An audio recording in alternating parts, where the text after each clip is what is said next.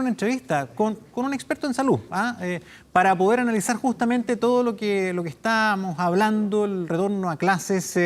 El doctor Felipe Rivera, experto broncopulmonar, nos acompaña esta tarde en nuestro noticiero. Gracias por estar con nosotros, doctor Rivera. ¿Cómo le va? Desde la clínica Muy Dávila, bien, ¿no? Gracias, Gonzalo. Correcto, Gonzalo, muchas gracias. No sé si definirme como experto o no para no herir susceptibilidad de algunos columnistas, pero por lo menos manejo hace más de 30 años la especialidad de respiratorio y trabajo en el Hospital Clínico Universidad de Chile y soy profesor asociado de la universidad, así que algo manejo. Así es, y se agradece que nos acompañe. Doctor Rivera, sin el afán de polemizar, sino que yendo a los datos, porque acá yo creo que todos tenemos que remar para la misma dirección. Acá llama la atención lo que dice el ministro de Salud. Dice, el COVID afecta menos a los niños. El COVID en los niños tiene la menor tasa de incidencia. Los que se contagian no corren riesgo vital, dice. ¿Está en lo cierto el ministro de Educación o no? A ver, Gonzalo, hay que aclarar una cosa. Todos yo creo que queremos volver a la normalidad, que nunca va a ser igual que la normalidad que teníamos antes. Y una de esas normalidades es justamente la vuelta a clases. Para decidir la vuelta a clases hay que tomar en cuenta varios factores.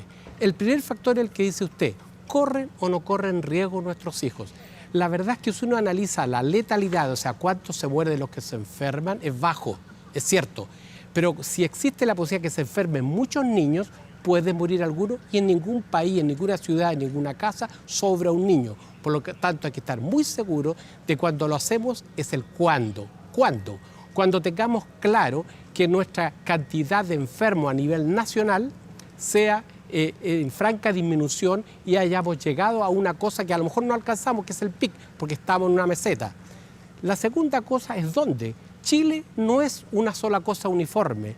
Cada ciudad tiene sus colegios, cada colegio tiene sus diversidades, por lo tanto, el dónde va a tener que ser de alguna manera conociendo cuántos infectados hay y debiéramos empezar a hacer test en esos lugares y probablemente ya empezar a hacer los test rápidos para ver inmunoglobulina, para ver cuántos están infectados, porque en la medida que tengamos un universo de menor posibilidad de enfermarse, menor posibilidad que se enferman. Y tercera cosa, los niños son vectores. Si bien es cierto, corren menos riesgo, ellos llegan a sus casas, se movilizan, los llevan en furgones, van todos juntos.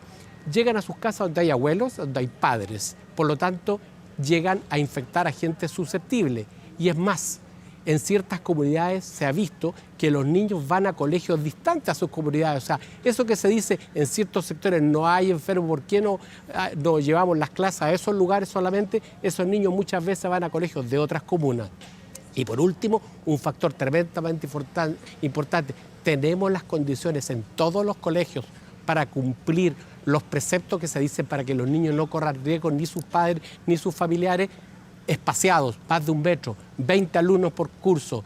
¿Es posible hacerlo en La Pintana, al igual que en Las Condes?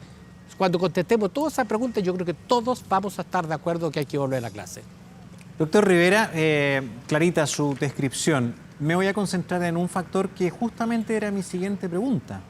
La calidad de vectores o de contagiantes de los niños.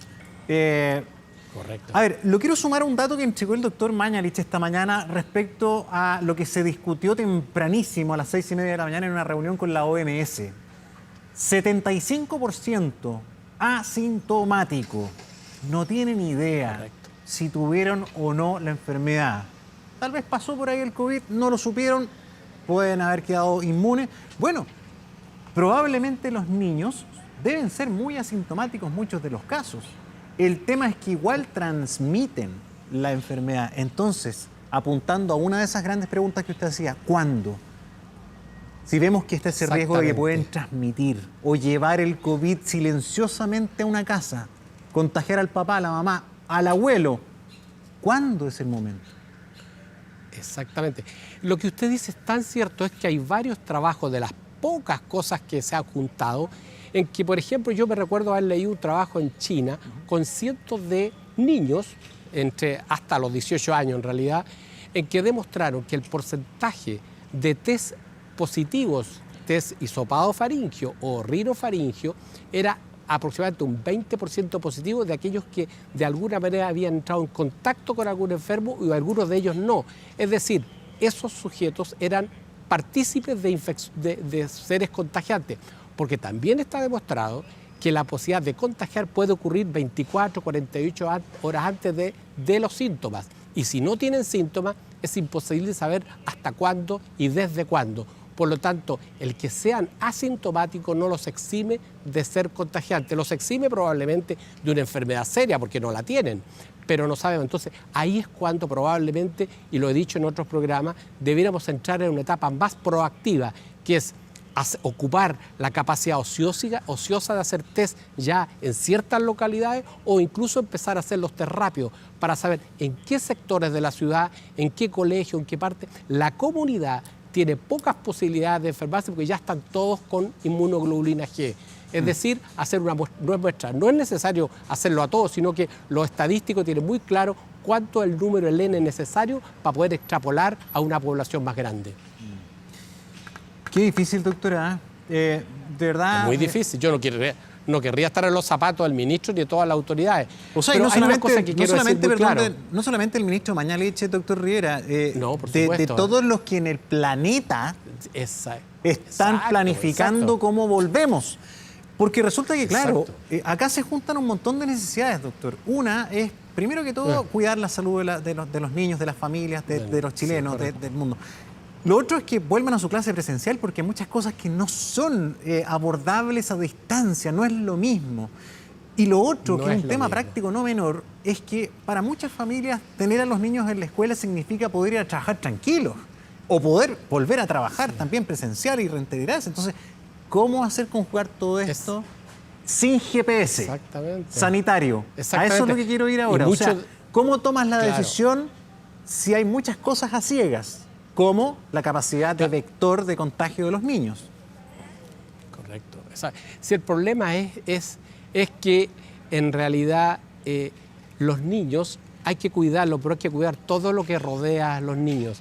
Y además hay que agregar otra cosa, los niños, muchos de ellos comen en el colegio, muchas veces tienen más cuidado en el sentido alimenticio que en sus casas, que muchas veces las madres, los padres tienen que salir a trabajar y están solos. Entonces, por lo tanto, no es una cosa absolutamente superficial que decir no pueden volver a clase. Hay que volver, hay que llegar a la nueva normalidad, pero la mejor manera de hacerlo es que no cometamos errores. Lo vuelvo a repetir, los errores pueden costar vidas y eso no hay ninguna balanza que lo equilibre. Aquí no se trata de ensayo y error, no se trata de llegar a equilibrar clases con muertes, economía con muerte. Aquí ojalá no muera nadie que no tenga que morir.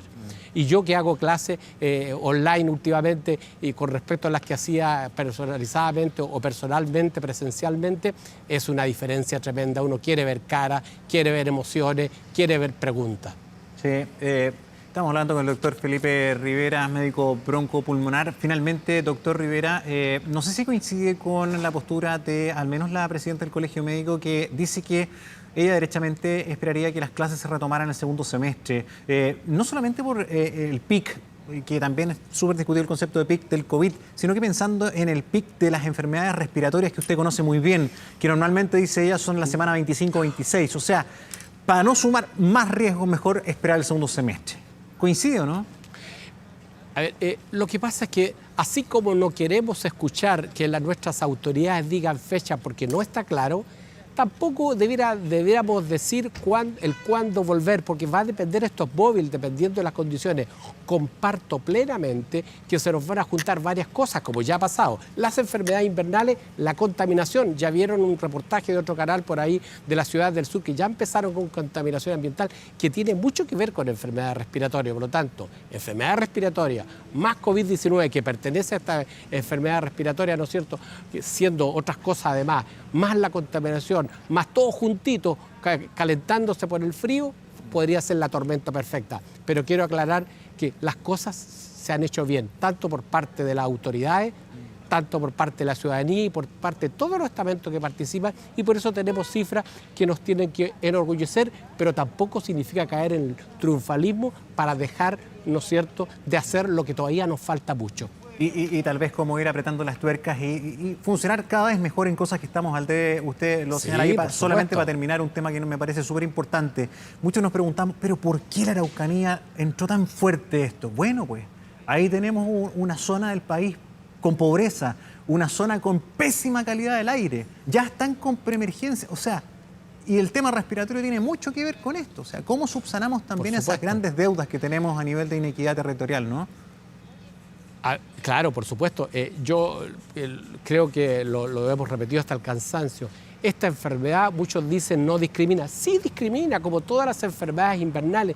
Discrimina por hacinamiento, discrimina por pobreza. Por lo tanto, no esperemos, y esto nos sirve de lección, no esperemos que el virus COVID ni cualquier otro virus los pinte de pintura fluorescente a los pobres, a los necesitados, poder ayudarlos. Yo creo que tampoco se trata de hacer mendigos, darles como mendigos o darles dádivas, ¿no es cierto?, de forma paternalista. Se trata de hacer un arreglo estructural de nuestra sociedad para ir cada vez arreglando estas cosas y lo podemos hacer todos juntos. Tenemos la capacidad, lo podemos hacer y la cosa es llegar a la nueva normalidad lo más pronto posible, pero de una forma bien hecha. Doctor Rivera, muchísimas gracias como siempre por la gentileza de acompañarnos. Que tenga buen día. Encantado. Muchas gracias a usted. Buenas tardes. Gracias. Hasta luego. Bien, nos vamos a ir a la pausa en esta jornada más fría de lo que ya estábamos habituados acá en Santiago. Vamos a estar hablando de otro tema que preocupa mucho, los lugares que tienen más densidad